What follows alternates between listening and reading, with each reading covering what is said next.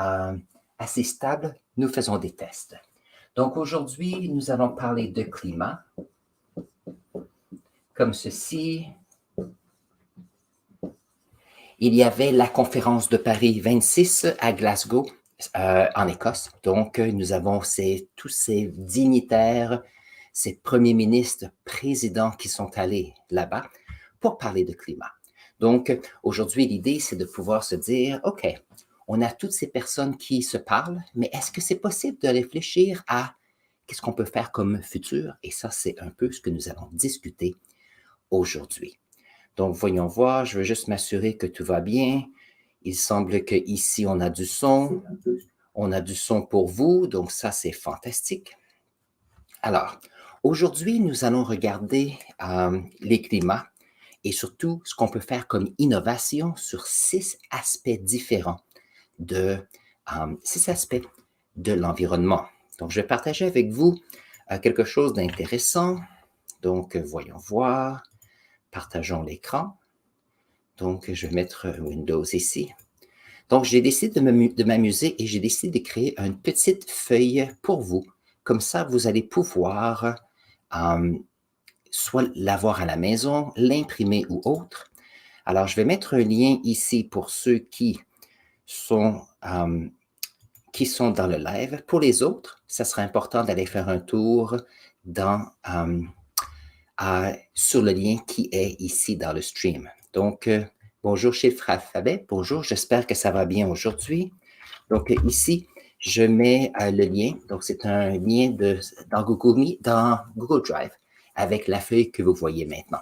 Donc ça va vous permettre de prendre des notes si vous voulez, comme ça vous permet d'avoir comme un petit souvenir d'aujourd'hui. Alors Chiffre Alphabet, je mentionnais qu'aujourd'hui, nous allons parler du fait que nous avons eu le sommet COP26 sur le climat à Glasgow, en Écosse, qui va terminer cette semaine. Alors, j'aimerais parler un peu de ceci, mais surtout, comment est-ce qu'on peut réfléchir à des solutions concrètes. Mais bien sûr, si vous avez une question, je suis ici pour répondre à vos questions avant tout. Comme ça, on va faire un mélange de différents sujets. Donc, si on regarde les différents sujets que j'aimerais apporter ici, une fois que vos questions sont répondues, il y a bien sûr l'eau, comme ceci, la nourriture. Il y a aussi l'énergie et le transport.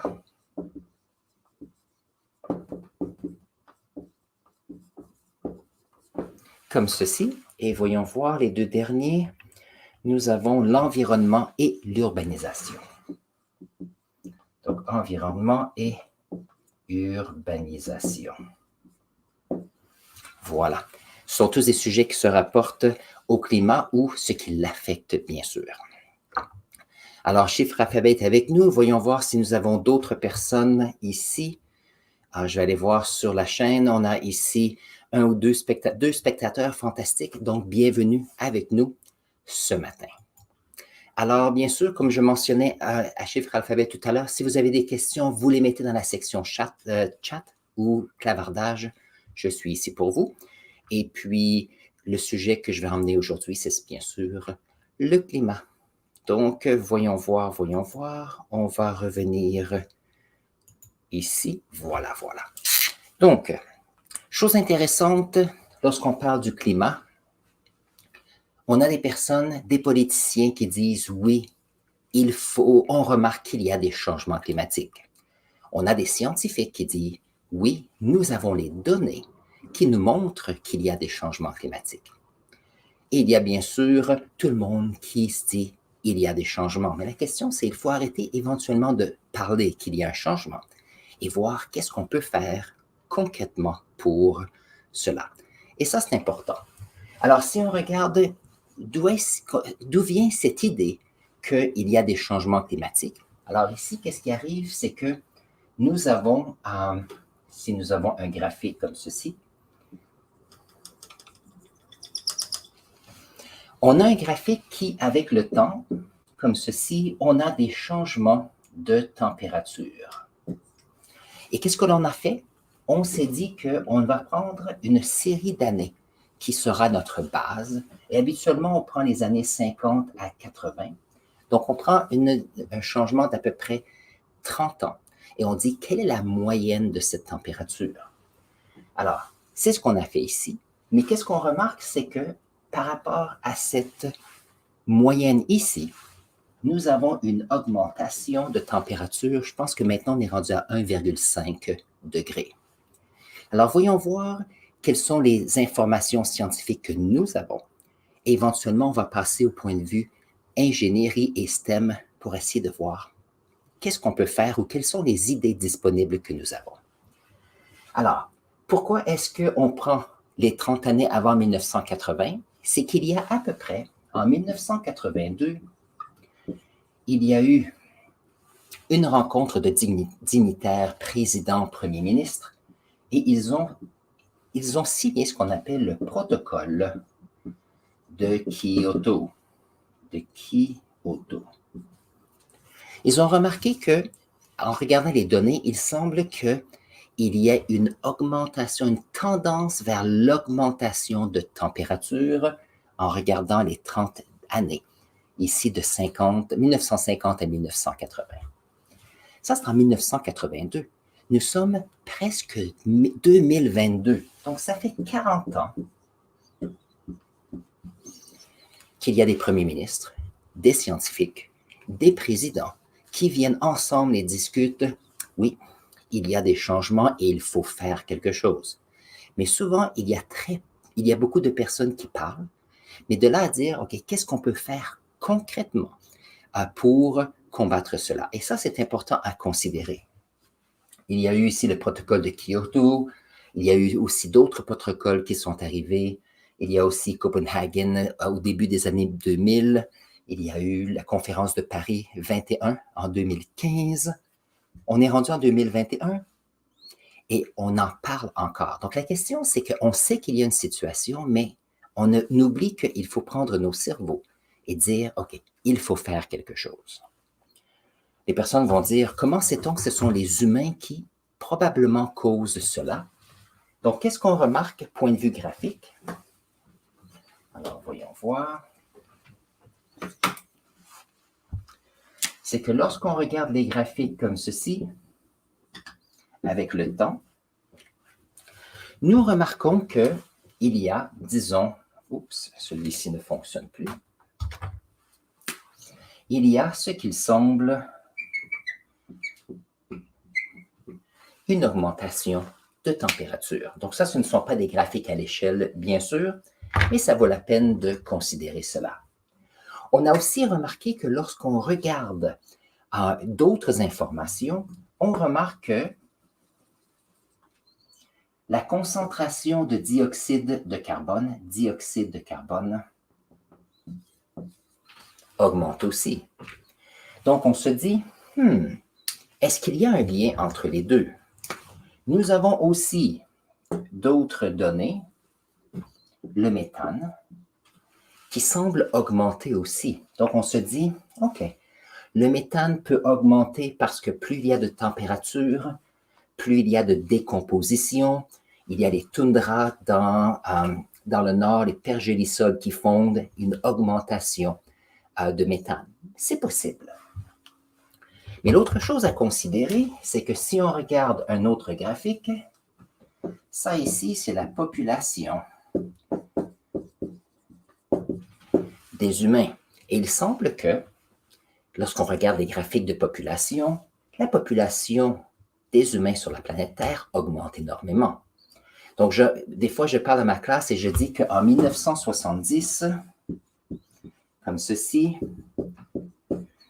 il y avait plus ou moins 4 milliards de personnes sur la planète. Ça, c'était beaucoup de personnes. Maintenant, on est en 2021, il y a plus ou moins 7,8 milliards. Alors, peut-être que vous allez dire que je suis vieux, je comprends. Par contre, moi, je ne pense pas que je suis vieux. Et en 50 ans, la population de la planète a doublé. OK. Donc, est-ce qu'il y a des corrélations entre les deux? Et c'est ça que les scientifiques se disent, qu'ils se disent, OK, il semble y avoir des corrélations ici et il semble que les humains est un grand facteur dans tout cela. OK. Alors, la question, c'est, OK, nous avons les humains. Qu'est-ce que nous faisons comme humains qui change les choses? Nous avons un cerveau qui est excellent. Et notre cerveau nous permet de pouvoir faire plein de choses. Si nous prenons, par exemple, je ne sais pas, nous prenons un saumon ou nous prenons une girafe, si nous prenons une panthère, ce sont des animaux qui ont une niche écologique, ils ont certaines habitudes de vie, ils vont affecter leur environnement de certaines façons, ils sont des proies ou des prédateurs, et qu'est-ce qui arrive, c'est qu'ils vivent leur vie. Mais nous, comme humains, on utilise notre cerveau et de l'énergie pour affecter et changer l'environnement pour nous faire plaisir. Alors, c'est pour ça qu'il y a des personnes qui vivent plus au nord ou plus au sud de l'équateur où il fait plus froid, mais on a appris à utiliser l'énergie, même si on a des hivers. Il y a des personnes qui vont dire, il y a des personnes qui vivent où il fait très chaud, mais on a l'air climatisé qui peut aider certaines personnes. S'il fait chaud, on utilise des puits pour l'eau, pour l'agriculture. Donc, on utilise l'énergie pour affecter nos environnements et faire ce que nous voulons. Mais l'énergie, lorsqu'on utilise, alors jusqu'à maintenant, beaucoup de combustibles fossiles, de charbon, de gaz naturel, ceci crée du CO2, bien sûr. Donc, ce sont tous des choses à considérer. Ça veut dire qu'on a une conférence, on a des scientifiques qui se disent, oui, on a des changements climatiques. OK. Mais il ne faut pas seulement parler de cela, il faut dire, y a-t-il des solutions? Et c'est là que nous avons cette idée de STEM, sciences, technologie, nous avons engineering et maths. Comment est-ce qu'on peut utiliser ceci pour changer des choses? Nous avons utilisé notre cerveau pour améliorer nos conditions de vie et améliorer la population. Donc, on a des avancées en biologie, en médecine, en conditions environnementales, meilleure eau et ainsi de suite. Donc, on peut sûrement utiliser nos cerveaux et l'énergie pour voir si on peut aider la situation. Et ça, c'est un peu le sujet d'aujourd'hui. Mais bien sûr, lorsqu'on parle de science, vous avez peut-être des questions qui se rapportent au climat. Si vous en avez, vous les mettez dans le chat. Si vous avez une autre question à caractère scientifique, vous les mettez dans le chat, ça me fera plaisir d'y répondre aussi aujourd'hui. Donc ça, c'est un sujet qui m'intéresse, le climat, parce que ça m'affecte moi, mais ça affecte aussi les jeunes générations pour le futur. Donc ça, c'est quelque chose à penser. Alors, voyons voir. Pour ceux qui viennent d'arriver, j'ai mis ici dans la section chat, ici, un document que vous pouvez utiliser si vous voulez. C'est un document qui contient les grands points que je vais mentionner si vous avez la chance. Est-ce que je vais aller en profondeur de ceux-ci? Pas nécessairement, mais s'il y a des personnes dans le groupe ici qui se disent « j'aimerais en apprendre plus, j'aimerais avoir plus de discussions », on pourra le faire dans les semaines à venir. Alors, voyons voir.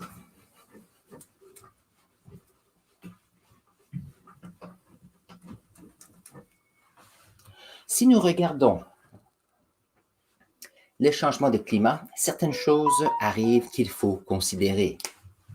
C'est que les températures en Celsius augmentent comme cela. Donc ça, c'est un sujet qui est intéressant parce que si les températures augmentent, il semble que nous allons avoir, la caméra va faire une mise au point.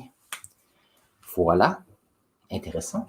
Si les températures augmentent, nous avons une augmentation de l'évaporation. Évaporation. Si nous avons une augmentation de l'évaporation, est-ce que je peux reculer ça un peu? Est-ce que c'est mieux? Voyons voir. Voyons voir, c'est un petit peu flou. On devrait essayer de voir qu'est-ce qu'on peut faire avec ça. Si on a une augmentation d'évaporation dans l'atmosphère, donc ici, qu'est-ce qu'on a? On a des changements de composition. Il y a des changements de composition dans l'atmosphère, il y a plus de vapeur d'eau, mais chose intéressante, l'eau a tendance à accumuler une grande quantité de chaleur et d'énergie, et cette particule d'eau peuvent changer la densité ou la masse volumique de l'air ici et là. Donc ça, c'est intéressant. Alors ici, si c'est le cas, nous avons des mouvements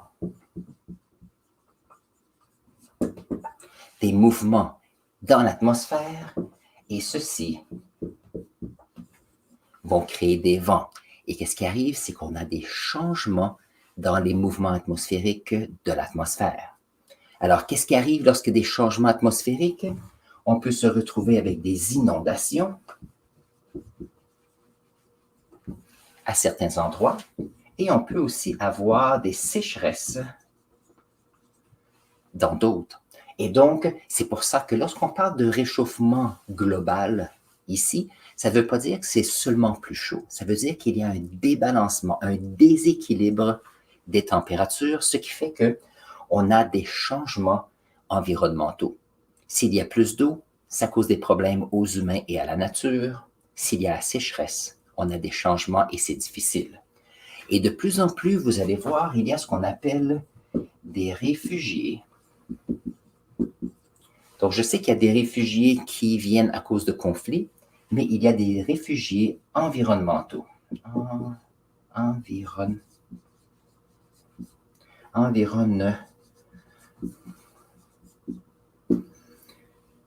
Et la raison pour cela, c'est que si on vit dans un endroit où il y a tellement de changements de température, tellement de changements de conditions, on ne peut pas vraiment vivre, avoir de l'agriculture, et donc les personnes vont migrer. Et ça, c'est quelque chose à considérer. En parlant de migration, cette semaine au Canada, nous avons la semaine de l'immigration francophone. Donc, ici, c'est le fait que nous sommes un pays francophone et on célèbre ces nouveaux immigrants qui arrivent ici. Certains sont immigrants, certains sont réfugiés aussi. Nous avons ici une question de chiffre alphabet. Il dit pourquoi le Soleil a-t-il parfois des taches sombres ou des taches solaires? Oh, ça, c'est une excellente question. Vous savez, les scientifiques se disent, j'ai parlé tout à l'heure qu'il y a des gaz à effet de serre et donc notre petite planète réchauffe à cause de la pollution qu'on crée. Mais il y a des personnes qui ne croient pas au changement climatique et ils ont toutes sortes de raisons. Et quelquefois, ils vont dire, c'est le soleil. Peut-être que le soleil donne plus d'énergie qu'il donnait dans le passé. Et ça, bien sûr, le soleil est une étoile. Et vous savez, je vais inclure la question de chiffre alphabet à l'intérieur de ce qu'on va dire aujourd'hui. Alors, nous avons parlé ici du fait qu'il y ait l'eau. Il y a des changements. N'oubliez pas que ceci est causé par des changements de température. Et qu'est-ce qui affecte les températures sur notre planète? Notre soleil. Donc, très bien. N'oubliez pas que lorsqu'on a notre petite planète, qui est comme ceci, nous avons une atmosphère. Et l'atmosphère est tout autour. On a notre atmosphère. Et l'atmosphère, elle est importante parce qu'elle garde une certaine quantité de chaleur autour de notre petite planète. Donc, si on n'avait pas cette atmosphère qui gardait la chaleur, la température de la moyenne de la planète serait probablement sous les 0 degrés Celsius. Et ça, bien sûr, on sait que l'eau gèle sous 0 Celsius. Ça veut dire que nous avons besoin d'une certaine quantité de gaz à effet de serre et d'atmosphère pour avoir une température moyenne sur la Terre. C'est dans le coin de entre 15 et 17 degrés, dépendant où est-ce qu'on lit les informations. OK. Donc, les gaz à effet de serre sont importants. On a besoin d'une certaine température pour qu'il y ait de l'eau liquide pour que nous puissions vivre. Maintenant, cette chaleur vient du soleil. Et donc, voyons voir si on peut parler de ce qui se passe à l'intérieur du soleil. Donc, voyons voir.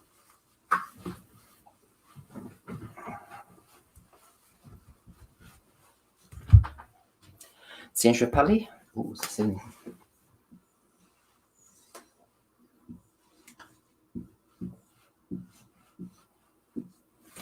Lorsqu'on parle de notre Terre,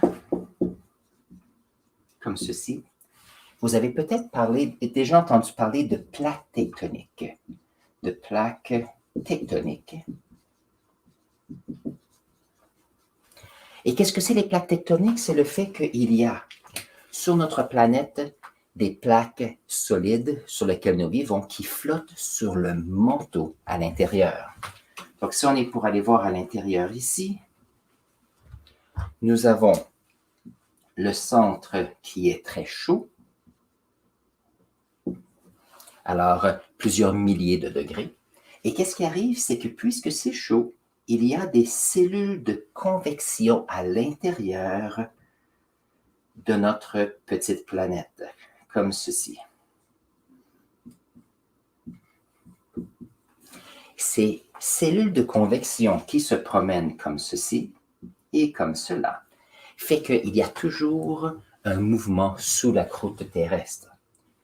Maintenant, nous voyons quelquefois ces sources de chaleur parce que lorsque nous avons la chaleur qui monte ici, il arrive que nous ayons des petits volcans qui se trouvent ici et donc on a des plaques tectoniques qui bougent à la surface de notre Terre. Maintenant, si on prend le Soleil, comme ceci, nous avons le Soleil qui brille, comme ceci. La surface du Soleil est plus ou moins 6000 degrés Celsius. Donc, c'est très, très chaud. Par contre, lorsqu'on va dans le centre ici, si je me souviens bien, ça peut être plusieurs dizaines de milliers, plusieurs centaines de milliers de degrés Celsius. Donc, c'est très, très chaud. Ça veut dire qu'à l'intérieur du Soleil, il fait plus chaud qu'à l'extérieur. Qu'est-ce qui arrive lorsqu'on a des changements de chaleur? Nous avons des cellules de convection comme cela. Voyons voir, comme ceci, à l'intérieur du Soleil. N'oubliez pas que notre Soleil, c'est comme une immense boule de gaz qui, avec la pression, est très compressée. Il y a la fusion nucléaire et de l'énergie produite. Il y a plein de choses qui se passent. C'est très, très chaud dans le centre à cause de la compression, à cause de la gravité. Donc ici, fusion nucléaire et l'énergie va vers l'extérieur. Ce qui est intéressant, c'est que si nous avons de l'énergie qui va vers le haut comme ceci, on se retrouve à des endroits qui sont très, très chauds à la surface du Soleil. Par contre, alors peut-être ici, ça peut être 7 ou 8 000 degrés. Lorsqu'on a ici des endroits où on a les gaz qui sont plus froids vont entrer à l'intérieur parce qu'on ne peut pas avoir seulement de l'énergie qui va vers l'extérieur, on doit aussi avoir quelques-uns qui viennent vers l'intérieur, comme dans notre planète. Et qu'est-ce qui arrive, c'est que on se retrouve avec des endroits où on est ici, où c'est un petit peu plus froid. Donc ici, ça peut être, je ne sais pas, 5500 degrés Celsius. Alors, qu'est-ce qui arrive? C'est que notre Soleil, il est très, très, très chaud. Il est très, très chaud. Il y a des endroits où c'est plus chaud. On peut avoir des grands... il y a des tempêtes magnétiques. Il y a toutes choses qui se passent parce qu'il y a des mouvements ici qui se passent avec les gaz. Mais où est-ce que les gaz reviennent vers le centre? On est des endroits où c'est un peu plus froid. Donc, c'est plus froid parce qu'il y a peut-être 500 degrés moins chaud, mais c'est moins chaud par rapport à ici. Donc, lorsqu'on regarde le Soleil avec des lentilles, on a l'impression qu'il y a des endroits où c'est froid et donc il y a moins d'énergie et donc on les appelle ces points sombres sur le Soleil. Donc, ceux-ci vont bouger. Pourquoi est-ce que ceux-ci vont bouger? C'est que, n'oubliez pas que le Soleil, c'est comme une boule de gaz qui a de la fusion ici. Et donc, c'est comme si c'était un liquide et un fluide qui bouge. Et donc, ceux-ci vont bouger. Mais puisque ces cellules changent, quelquefois, ceux-ci vont grandir un petit peu. Quelquefois, ils vont rapetisser. Et chose intéressante, le Soleil a un cycle d'à peu près 7 ans. Ça veut dire qu'il y a des temps où il y a beaucoup plus d'énergie qu'il y a à la surface. Ça semble être plus stable et il n'y a pas de points sombres. Et il y a un moment durant les 7 années où il n'y a plus de points sombres. Et donc, c'est un cycle de 7 ans. Et puis, on a remarqué ça, les astronomes ont remarqué ça.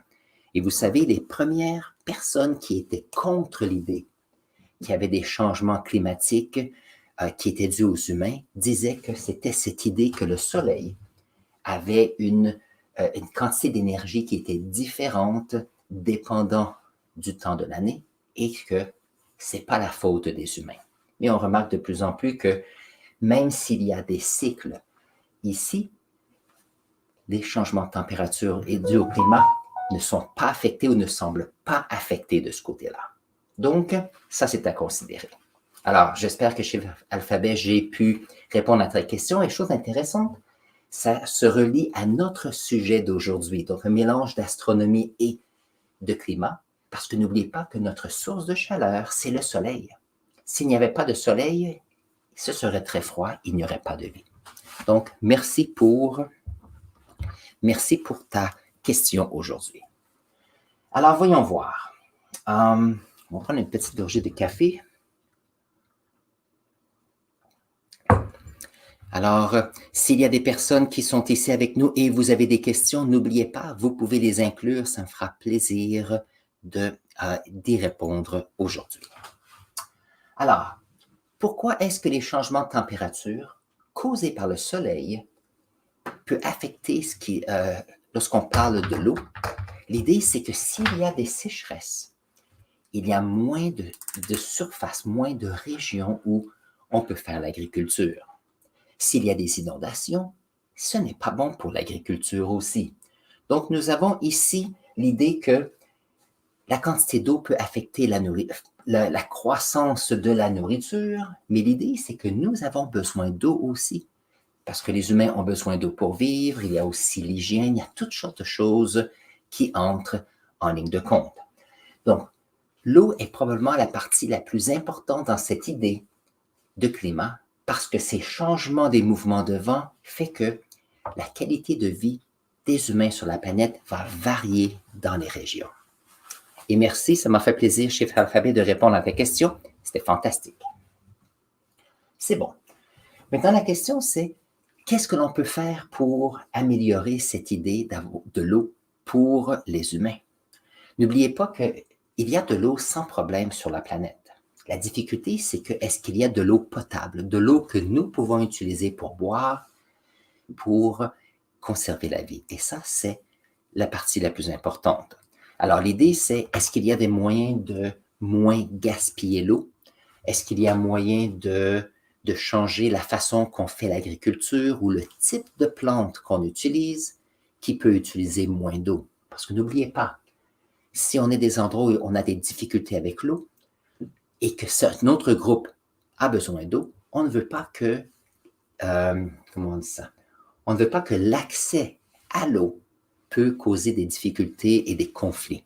Et bien sûr, il y a des conflits internationaux pour les territoires et l'énergie comme le pétrole. On ne veut pas que l'eau devienne une source de conflits sur la planète. Alors, c'est ça. Et bien sûr, pour la nourriture, ce qui se passe, nous avons plus de 7,8 milliards de personnes sur la planète. Il faut les nourrir. Et ça veut dire on a besoin de technologie, on a besoin d'idées qui viennent de vous pour dire, OK, comment est-ce que l'on peut avoir assez de nourriture pour aider tous les humains? Je vais donner un exemple. Les personnes vont dire, on peut acheter local. Acheter local permet aux petites entreprises d'aider notre région, mais ça ne veut pas dire que c'est toujours la meilleure chose. Je vais vous montrer un exemple.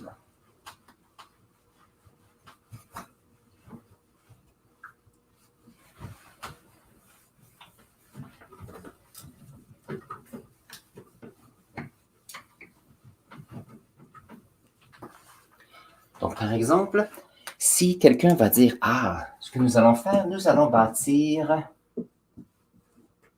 des serres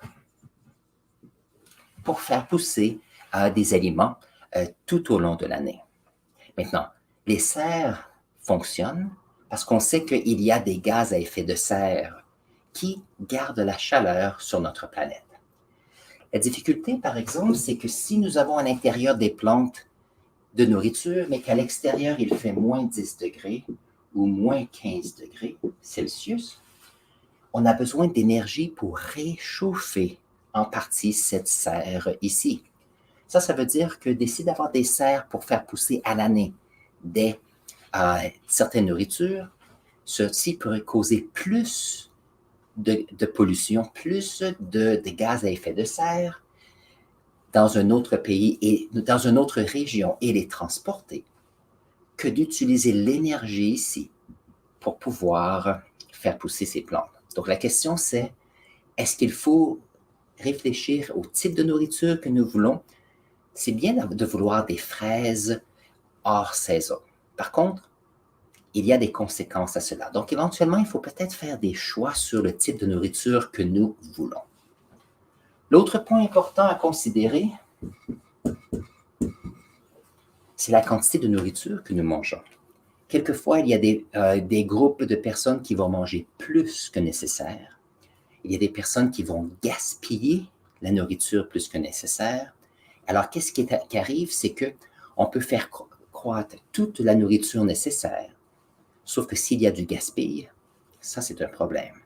Donc ici, on a besoin de réfléchir à savoir comment est-ce qu'on peut faire croître la nourriture et avoir la nourriture, mais s'assurer que l'on peut maintenir un transport qui se fait très bien.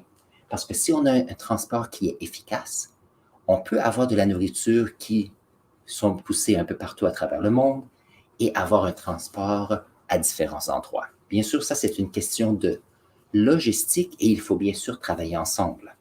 Est-ce que tout le monde veut bien travailler ensemble? Ça, c'est une bonne question. Je me rappelle, il y a quelques années, j'écoutais, c'était un ingénieur qui parlait de logistique et on parlait justement de la France. Et alors nous avons la France qui était comme ceci, et ce qu'il disait, c'est qu'il y avait la compagnie ici qui était A, qui faisait la production et livrait à la compagnie qui était B ici. Et il disait que c'était fantastique parce qu'à l'intérieur du pays, on pouvait utiliser les ressources et ce que nous avions, ce que vous avez comme ressources. Mais il a remarqué qu'il y avait une compagnie qui était C ici, qui transportait des informations ou d'autres produits à la compagnie E. Et ce qu'il disait comme la conférence, le but de cette conférence, c'est qu'il disait que ce qui est produit ici et ici était presque identique. Et son idée, c'était pourquoi est-ce qu'il n'y a personne qui réfléchit à l'ensemble d'une population, l'ensemble d'une société pour dire pourquoi est-ce que nous ne travaillons pas ici et comme ça. Ça peut causer quelques difficultés au début, mais on pourrait améliorer l'efficacité et la logistique et éviter un paquet de transports qui n'est pas utile. Le transport créant bien sûr certaines pollutions et ce n'est pas bon du tout. Donc ça, c'est quelque chose à penser. Pour ça, on a besoin de personnes qui réfléchissent aux situations et disent, OK, qu'est-ce que l'on peut faire pour améliorer cela? Donc c'est important de questionner le status quo. Qu'est-ce que c'est questionner le status quo? C'est lorsqu'on observe, on dit, ceci est fait depuis des dizaines d'années, depuis des centaines d'années. On dit, OK, mais est-ce qu'on peut améliorer cela? Et on a le potentiel de créer de nouvelles entreprises, de nouvelles économies. Et pour ça, on a besoin de vous, bien sûr, d'aider dans la situation. Voilà. Point de vue transport, bien sûr, si on prend des exemples comme, on pourrait dire, l'électrification.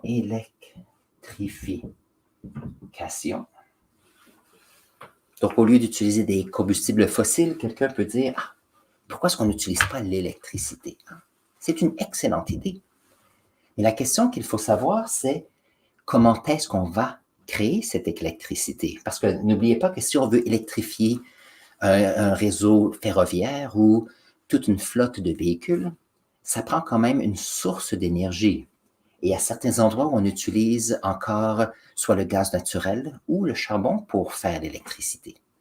Et bien sûr, il y a des pays comme l'Allemagne, la France, le Canada qui essaient bien sûr d'avoir beaucoup plus de panneaux solaires, beaucoup plus d'éoliennes. On utilise toutes sortes de forces naturelles pour faire de l'énergie. La difficulté avec cela, c'est l'entreposage. Et ça, c'est bien sûr probablement la plus grande difficulté lorsqu'on parle d'électrification ou l'utilisation de batteries pour faire des choses. Et c'est pour ça que si on prend par exemple l'entrepreneur Elon Musk, il fait des voitures électriques, mais il a travaillé très fort sur les batteries pour pouvoir avoir l'énergie pour faire fonctionner ses véhicules. Il a aussi une compagnie qui se rapporte avec les panneaux solaires.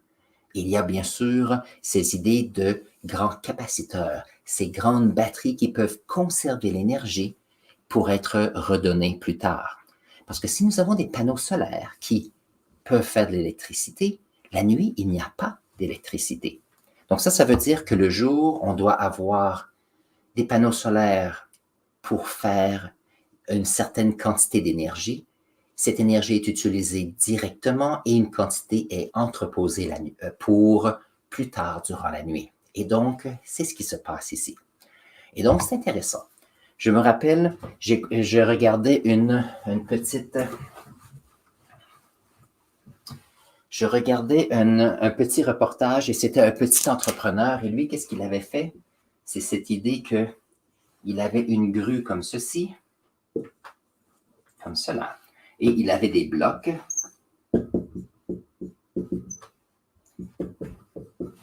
Et son idée, c'est que durant le jour, lorsqu'il fait soleil, voyons voir,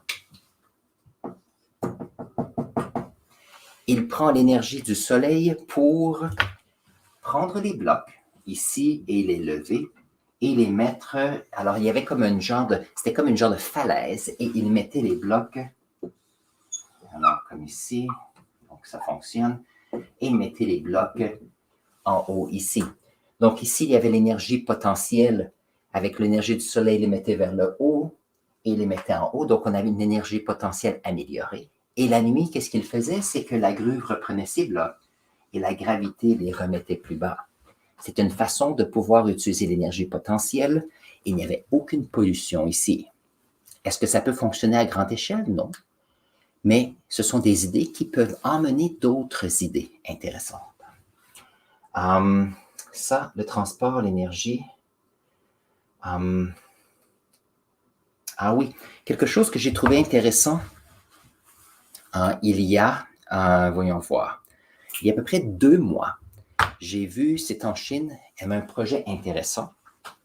Et qu'est-ce qu'ils ont fait? C'est qu'ils ont fait un projet avec des panneaux solaires. Donc, ils avaient toute une série de panneaux solaires comme ceci. Mais la difficulté avec les panneaux solaires, c'est que ça prend des grandes surfaces pour les utiliser. Alors, eux, ce qu'ils avaient décidé de faire, c'est qu'ils ont mis ici les panneaux solaires flottants sur de l'eau d'un barrage électrique. Donc, c'était un barrage hydroélectrique. Et l'idée, c'était, il y avait des panneaux solaires qui, durant la journée, produisaient de l'électricité. Ils pouvaient utiliser l'infrastructure des fils électriques pour transporter l'énergie parce que le barrage électrique avait un réseau ici. Et à ce moment-là, il y avait moins d'utilisation d'eau du barrage et il y avait moins d'évaporation aussi dans le ciel. Et durant la nuit, ce qu'ils faisaient, c'est qu'ils utilisaient l'eau du barrage pour faire l'électricité. Donc, il n'y avait pas besoin de batterie ici. Et ça, c'est fantastique parce qu'on se retrouve ici où on fait la migration de plusieurs idées ensemble. Et bien sûr, pour les panneaux solaires, on a besoin d'espace. Pour créer l'énergie, on a besoin de la transporter. Donc, ce sont tous des idées intéressantes. Et en passant, si vous avez des idées sur comment est-ce qu'on peut améliorer les climats, mettez-les dans le chat. J'aimerais savoir quelles sont vos idées. ou mettez-les dans les commentaires si vous regardez la rediffusion. Moi, j'aimerais savoir quelles sont vos idées à savoir. Moi, je pense que j'ai une bonne idée pour améliorer notre sort. Parce que n'oubliez pas, on est des humains et on va être ici pour encore des décennies, des siècles, possiblement des millénaires. Donc, il faut réfléchir à ce que l'on peut faire. Donc, mettez ici dans les commentaires ou dans les commentaires ici en bas, en rediffusion ou ici dans le chat. J'aimerais savoir vos idées. C'est bien. Point de vue environnement et urbanisation. Moi, je vais mettre les deux ensemble parce que lorsqu'on parle d'humain, on a une augmentation de ceux-ci. Il faut vivre à quelque part. Et depuis, je vais dire depuis 100 ans, il y a de plus en plus de personnes qui vont quitter les zones rurales et vont aller dans les grandes villes afin d'avoir un meilleur style de vie. Mais peut-être ils se disent qu'ils ont un emploi. Quelquefois, ça peut être plus facile que d'avoir ses propres ressources, sa propre ferme.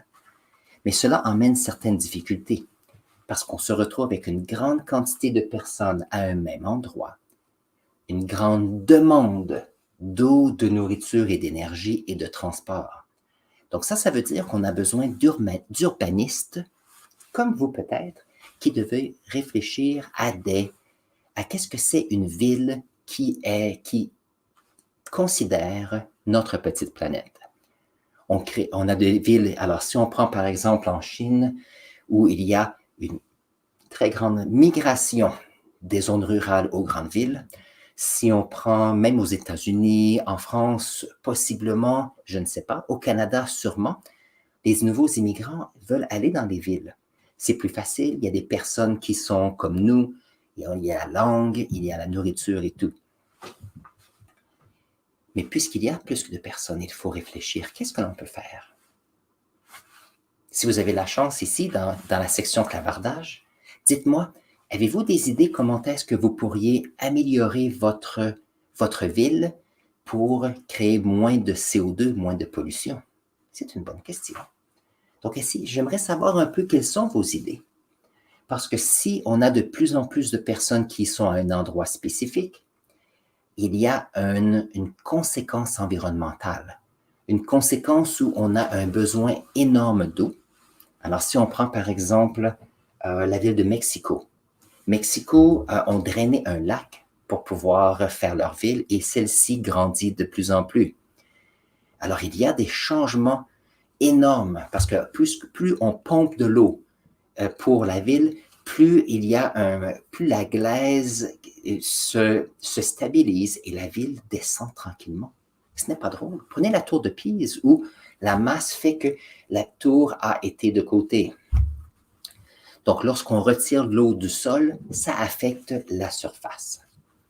Tiens, nous avons Evangeliste qui dit « Pour moi, il faut planter des arbres dans les espaces vides et malheureusement, ce n'est pas une solution miracle. » Ça, c'est vrai parce que nous, comme humains, on veut des miracles. On veut planter un arbre et dire « Je veux que l'arbre soit très grand rapidement. » Mais ça prend des décennies. Mais c'est important pour nous maintenant de dire « OK, je porte des petits gestes maintenant pour le futur. » Ça veut dire que vous pouvez le faire avec les écoles, par exemple. Il y a des compagnies qui ont un certain budget pour aider ou embellir une ville. Moi, dans ma ville, je parlais avec un de mes amis et il disait que sa compagnie, à tous les ans, il demande aux employés et ils vont planter à peu près 5000 arbres à chaque année. Et ce qui est intéressant, c'est que la compagnie le fait, mais imaginez si on incluait une école où on incluait une partie de la communauté, peut-être au lieu de 5000 arbres, on pourrait avoir 10 000 arbres, possiblement. Mais Evangeliste dit, OK, des arbres, peut-être que moi je peux en planter un, pourquoi pas? Je sais que si vous appelez votre ville et vous dites, moi j'aimerais pouvoir planter une dizaine d'arbres, et si vous demandez à la ville, peut-être qu'eux ont déjà un projet et disent, on a un projet, mais on n'a peut-être pas le temps de le faire. Peut-être qu'on a l'espace, mais nous n'avons pas les petits arbres pour le faire. Peut-être quelqu'un peut faire une levée de fonds et faire un partenariat. Et ça, c'est quelque chose, Evangeliste, que l'on peut penser. quelquefois, on se pense seul dans une situation, et lorsqu'on dit, OK, est-ce qu'il y a d'autres personnes ou d'autres groupes ou compagnies qui aimeraient ça ou qui aimeraient aider? Et si vous partagez les efforts, utilisez les médias sociaux pour vous aider, ce serait fantastique. Parce que n'oubliez pas, si nous avons une ville qui dit, ah, nous, on aimerait faire des choses pour, disons, planter des arbres. Vous allez à la ville, vous dites, j'ai un petit projet, j'aimerais planter des arbres. Est-ce qu'il y a un endroit que vous avez en tête? Quelles sortes de ressources sont nécessaires? Et ils vont peut-être vous le dire, imaginez. Si quelqu'un ensemble dit, OK, nous allons planter, disons, 10 arbres à cet endroit dans le parc, dans les journaux et sur les médias sociaux, on dit, ah, il y a 7 personnes et il y a 7 villes. Il y a la mairesse ou le maire de la ville qui est content, les médias sociaux, tout le monde sont excités. Donc, à la fin, il y a une valeur ajoutée à tout le monde. Et souvent, c'est ça qui fait la différence. Et imaginez, si Vangelis décide de planter un arbre cette année et un arbre l'année prochaine, ça veut dire dans 10 ans, cette personne a planté 10 arbres. Si on décide de faire 3 arbres cette année, ça veut dire qu'on en a fait 3, on en a fait 30 en 10 ans. Et si on a 4 amis, on se retrouve avec plus d'une centaine d'arbres. Donc, c'est les petits gestes qui font la différence. Alors, certaines personnes vont dire, oui, mais on n'a pas nécessairement les sous, possiblement. Mais il ne faut pas attendre les grandes compagnies pour prendre les décisions pour nous. Quelquefois, il faut dire, ah, j'ai une idée et voyons voir si quelqu'un est prêt à travailler avec moi. Et je pense que si on amène le fait qu'on veut donner de la valeur à quelqu'un, à une compagnie, à une ville, ils seront sûrement très contents de le faire. Donc, pensez à cela. Je pense que c'est une bonne idée. Voilà. OK. Donc, voyons voir s'il y a ici une question ou deux de plus. Merci, Vangelis, pour ta question. C'est fantastique. Voyons voir.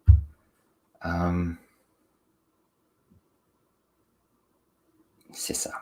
Par exemple, une idée que j'ai, c'est présentement, j'enseigne dans une école virtuelle et je me dis, OK, nous sommes une école qui est virtuelle, on utilise l'électricité, donc on doit produire cette électricité. Donc, imaginons si on pouvait faire une activité où chaque élève dans l'école virtuelle était pour planter un arbre dans sa région. Et je dis, oh, un arbre, c'est pas beaucoup. Est-ce qu'on peut trouver une façon de le faire? Donc, j'ai commencé à faire des appels téléphoniques et des courriels. Et c'est pas évident du tout. Parce qu'il y a personne qui sait vraiment qui s'occupe de cela. C'est un département, mais... Alors, et en plus, ma région a 4 ou 5 villes différentes avec lesquelles je dois travailler. Mais ça va. Je vais travailler tranquillement. Mon idée, c'est, je ne ferai pas cela maintenant. Mon but, c'est peut-être dans le mois de mai, être capable de le faire. Est-ce que ça va fonctionner? Je ne sais pas. Mais entre-temps, je me fais des connexions. Entre-temps, j'ai des nouvelles idées, je parle à des personnes. Et donc, ça peut faire une différence. Voyons voir si je peux trouver quelque chose d'intéressant. Voyons voir. Je vais montrer quelque chose. Voyons voir. Il y a eu quelque chose qui s'est passé l'année passée. Et je vais vous montrer ça. Alors, voyons voir si je peux le trouver. Alors, let's see. Oh, c'est pas Mr. Bean, c'est Mr. Beast. Donc, aux États-Unis, ou peut-être même... Oui, c'est aux États-Unis. Mr. Beast a fait une... Alors, allons sur Wikipédia. Voyons voir. OK, je vais vous montrer ça, pourquoi pas. Donc, si on regarde l'idée ici, Share, Windows, Chrome Tab, voilà. Donc, il y a MrBeast qui a fait l'année passée quelque chose qui s'appelle Team Trees. Et son idée, c'est qu'il voulait lever des fonds pour 30 millions de dollars américains pour planter 20 millions d'arbres. Lui seul ne pouvait pas le faire. Donc, qu'est-ce qu'il a fait? il a décidé d'utiliser ses connexions, ses médias sociaux pour bâtir cela. Et ça, c'est intéressant parce que ça, c'est le projet ici. Alors, si on regarde, alors il semble au mois de mars, donc ça, c'est avant le début de l'été, qu'il avait déjà rempli son défi. Donc, plus de 22 millions d'arbres. Donc, qu'est-ce qu'il a fait? Il a utilisé les médias sociaux pour faire une différence. Alors, ici, maintenant, il a un nouveau projet et je vais le partager. C'est TeamSea. Voyons voir. TeamSeas.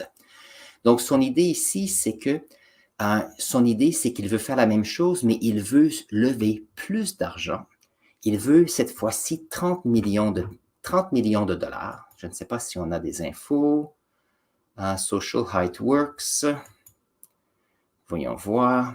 Donc, son idée, c'est qu'il veut lever des fonds de 30 millions de dollars, donc plus d'argent, et cette fois-ci, c'est pour aider à nettoyer la pollution dans les océans.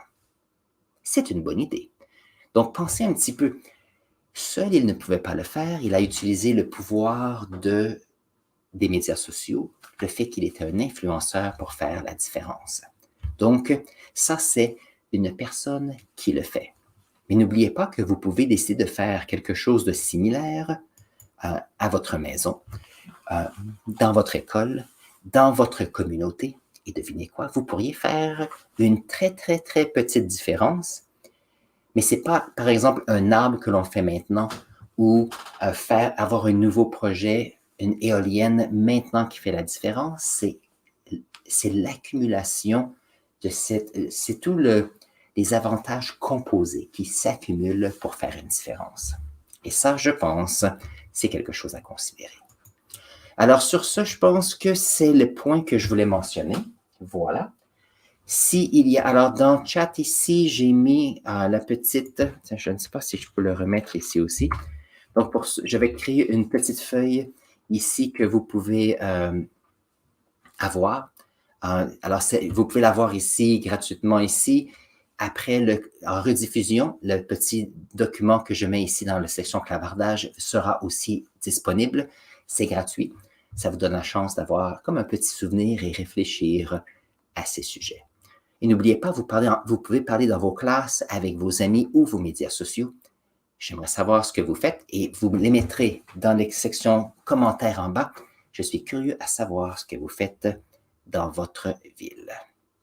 Alors, sur ce, il est 10h54. Si vous avez une question supplémentaire, je suis ici pour vous. Mettez la question dans la section clavardage et je vais pouvoir vous aider à ce moment-là. Et puis, il n'y a pas de questions, ce sera le temps de vous souhaiter bonne journée. Moi, mon but, c'est d'aller prendre une marche à l'extérieur cet après-midi. Donc, je vous donne un temps supplémentaire pour la dernière question. Voyons voir.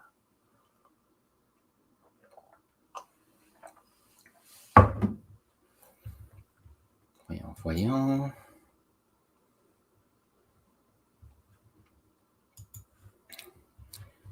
Fantastique. Alors, ici, pas de questions supplémentaires. Merci, Vangelis, pour le commentaire. Chiffre alphabet, je te remercie pour ta question sur le soleil. On a pu l'inclure avec la session d'aujourd'hui. C'est fantastique. Sur ce, je vous souhaite une excellente semaine. N'oubliez pas, si vous avez des questions en rediffusion, mettez-les dans la section commentaires. Je suis toujours intéressé à savoir vos questions. Cela me donne la chance de pouvoir vous donner des sessions de tutorat fantastiques à chaque semaine. Alors sur ce, passez une excellente semaine et on se voit samedi prochain à la même heure. Au revoir.